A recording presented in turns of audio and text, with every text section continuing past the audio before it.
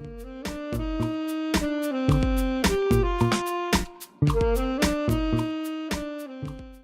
so today I'm going to be talking about the article Reading and Writing Instruction in the Upper Elementary Grades by Dr. Toste and Dr. Ciullo.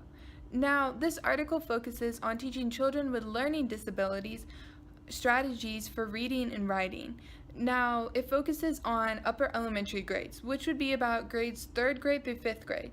This is crucial because it's at these ages where students not only are learning to read, but now they're starting to read to learn. So they're not only being taught to read, but they're expecting to learn something from their reading.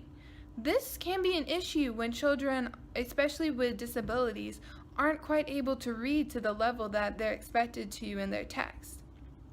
This has been a real problem, and even studies have even shown that in 8th grade, only about 8% of children with disabilities are reading at proficient levels. We need to focus on more reading instruction in these grades to reduce the risk of failure in middle school and to help these students improve their own independent reading level.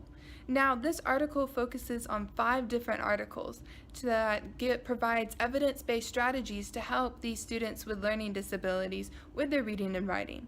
Now, even though these articles do focus on students with learning disabilities, they can also be applied in an inclusion classroom to help all the students with their reading and writing. The first article discusses the importance of working with graphene, phony, and correspondence. And this article is by Erland Sansky. Now, before we talk about the importance of it, it might be good to review what exactly graphene, phoneme, correspondence is. So I have with me a letter A. Now, this letter A is a symbol, or a graphene. The sound it makes, ah, is the phoneme. A phoneme is a sound. So graphene, phoneme, correspondence is the ability to match a symbol, such as my A, with a sound, such as the ah. Now, being able to match letters with their sounds is something that we might consider for younger children, like kindergarten or preschool. Most people are hesitant to teach it to children in upper elementary grades for this reason.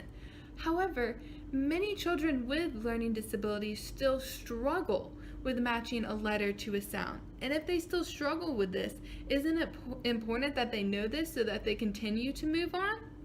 Because of this, the article emphasizes teaching students these skills, making sure to be systematic and thoughtful while doing it. The article also provides different examples and strategies on how to teach graphene, phoneme, correspondence to students in the upper elementary grades. So the second article by Toste, William, and Copen deals with multisyllabic words. Now, it might be good to review what exactly is a multisyllabic word. So a word like I have here, car, is only one syllable. It only has one part. But here I have the word syllable, and I actually have it broken down into its syllables. And as you can see, syllable has 3 parts, syllable. Now, a student who is a proficient reader would be able to probably read both the word car and the word syllable, even if I didn't have it broken into its parts. However, a student who is not a proficient reader would probably be able to read the word car and other single-syllable words. However, they often struggle with multisyllabic words, such as syllable. Because of this, it is really important to help students with learning disabilities read multisyllabic words, because that's something they would often struggle with. Now, not only is it important just because it's a good skill to have, many content areas text use multisyllabic words. For example, when the upper elementary student gets out their science book, it'll probably have lots of multisyllabic words they need to decode. However, a student with a learning disability who can't decode multisyllabic words would not be able to read this and therefore would not be able to understand their science text, and that's a real problem. The article gives 5 different strategies for teachers to use to teach children in upper grades elementary multisyllabic words. The first one would be working on affix learning, the second would be peel-off reading, and the third would be word-building games, the fourth, word-building fluency, and lastly, the 5th one would be connected reading. Now, these strategies can be used for specific instructions, and these students also need lots of practice working with multisyllabic words. The third article, written by Hall and Barnes, deals with making inferences from text.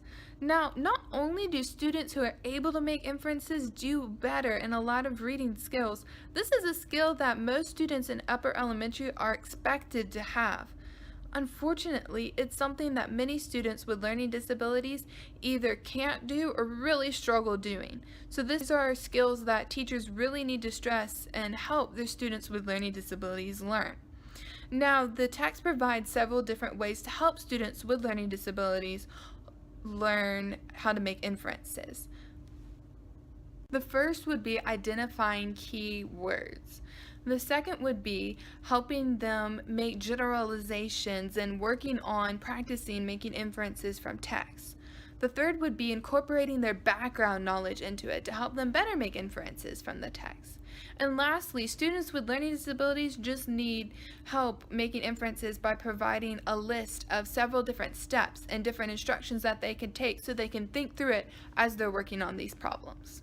The fourth article by Mason and Ciullo discusses the need of helping upper elementary school children be middle school ready and specifically their writing skills. This is important because many students with disabilities are already below basic and scoring below basic by 8th grade. So the article argues that this shows that teachers are in need of help learning some systematic and evidence-based ways of teaching students these writing skills in ways that overlap both upper elementary and middle school so that the students will have the skills needed when they do get to middle school. One of these, for example, would be the fact that both middle schoolers and students in upper elementary school are expected to write for many different purposes. For example, they start writing persuasively or writing stories. So the authors give several suggestions to help teachers with these. Some of these include writing across genres and giving students help in note-taking so that they'll be prepared to do that. This and other skills can help them be middle school ready. The fifth article deals with a skill that is sadly rarely discussed, and that is motivation. Evidence has shown that skills such as self-determination and self-regulation of learning can really lead to increased motivation and increased performance in upper elementary grades. Unfortunately, this age range of upper elementary grades in middle school is when many students began to lose their motivation more and more. So that makes these skills in helping students become more motivated in the classroom even more crucial so that their reading and writing can improve. The article gives several different strategies and ways teachers can help students with their motivation in the classroom. As is evident from this article, reading and writing instruction in upper elementary is absolutely crucial. I hope you've enjoyed this time talking about helping students in these grades with graphene phoneme correspondence, multisyllabic words, reading inferences, having middle school level writing skills, and especially their motivation so that they'll be willing to work on their reading and writing. Have a great day.